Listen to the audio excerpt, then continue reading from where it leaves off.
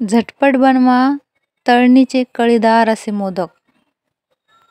तर हे मोदक बनवताना सर्वात अगोदर कळ्या कशा पाडायच्या हे आपण यामध्ये शिकून घेणार आहोत।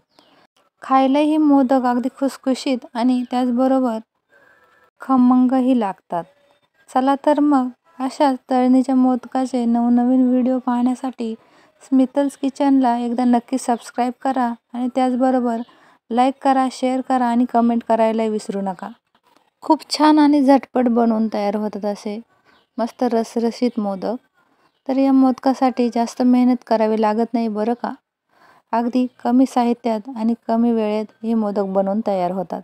चला तर मग सुरू करूयात रेसिपी। या ठिकाणी मी ओला खोवलेला नारळ 2 वाट्या घेतलेला आहे। त्याचबरोबर 1 वाटी साखर घेतलेली आहे आणि काजू बदाम आणि किशमिशही घेतलेले आहे। आता हे मिश्रण बनवण्यासाठी सर्वात अगोदर एक डिश घेऊयात। त्यामध्ये खोवलेला नारळ आणि साखर टाकून घेऊयात। त्याचबरोबर काजू बदाम हेही यामध्ये मिक्स करून घ्यायचे आहे। चला तर मग आता हे सर्व एकजीव करून घेऊयात। हे सर्व सामान एकजीव झाल्यानंतर आता आपण मोदकासाठी पीठ मळून घ्यायचे आहे। तर एका परातीमध्ये मी 1 वाटी गव्हाचे पीठ घेतले आहे। त्याचबरोबर अर्धी वाटी रवा घेतला आहे। त्यात चवीनुसार मीठ टाकून घेऊयात।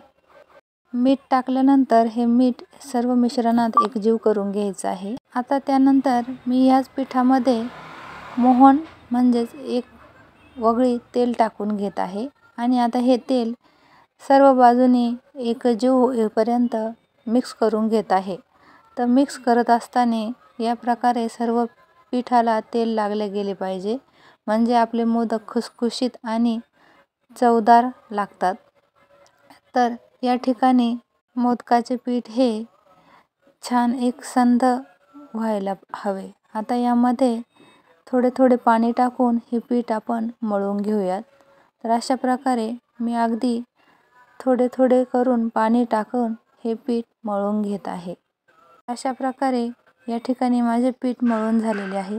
तुम्हाला या ठिकाणी दिसतच असेल अगदी जास्त घट्टही नाही आणि जास्त पातळही नाही, अशा प्रकारे मी हे पीठ मळून घेतलेले आहे।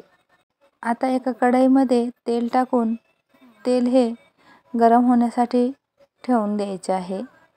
चला तर मग आता मोदक बनवायला सुरुवात करूयात। पिठाचा एक छोटासा बारीक गोळा घेऊन तो कोरड्या पिठामध्ये डिप करून घेऊन या प्रकारे छान त्याची लोई बनवून अशी वाटी बनवून घ्यायची आहे।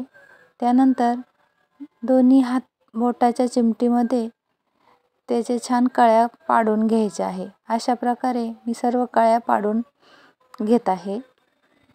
आता आपण बनवलेलं सारणही यामध्ये टाकून घेऊयात। तर शक्यतो सारण हे भरपूर टाकावे, म्हणजे मोदक खायला गोड आणि चवीलाही अतिशय सुंदर लागतात। सारण टाकल्यानंतर मोदक हा या प्रकारे छान गोल बनवून घ्यायचा आहे आणि त्याचे तोंड बंद करून घ्यायचे आहे आणि त्याला छान मोदकाचा आकार देऊन या प्रकारे त्याला आपोआपच कळ्या पडल्या जातात।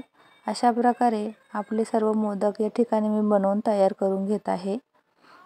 तर तुम्हाला दिसतच असेल या ठिकाणी खूप छान सुबक असे मोदक बनवून कळीदार तयार होतात। तर आता या ठिकाणी मी हे सर्व मोदक त्या तेलामध्ये तळून घेत आहे। तर शक्यतो मोदक तळताना लो टू मीडियमच गॅसची फ्लेम असायला हवी, म्हणजे मोदक आतपर्यंत चांगले तळले जातात। मोदक तेलात टाकल्यानंतर ते 2 मिनिटासाठी तसेच सोडून देऊन मग झाऱ्याने ते छान हलवून घ्यायचे आहे, म्हणजे मोदक सर्व बाजूने तळले जातात। तर तुम्हाला दिसतच असेल या ठिकाणी किती छान आपले मोदक बनवून तयार झालेले आहेत। चला तर मग आता हे मोदक एका डिशमध्ये काढून घेऊयात आणि त्याचबरोबर आता आपण दुसरी बॅच या ठिकाणी तळण्यासाठी घेऊयात। तर अशा प्रकारे मी बाकी सर्व मोदक या ठिकाणी तळून घेत आहे आणि मोदक तळताना ते शक्यतो खूपही लालसर होऊ देऊ नका, नाहीतर ते करपल्यासारखेही लागतात। चला तर मग अशा प्रकारे आपले या ठिकाणी मोदक किती सुंदर आणि कळीदार मोदक बनवून तयार झालेले आहेत। तर तुम्हाला या ठिकाणी दिसतच असेल अतिशय छान प्रकारे हे मोदक बनवून तयार होतात. माझ्या चॅनलला तुम्ही जर पहिल्यांदाच आले असाल तर चॅनलला लाईक करा, शेअर करा आणि सबस्क्राईब करा.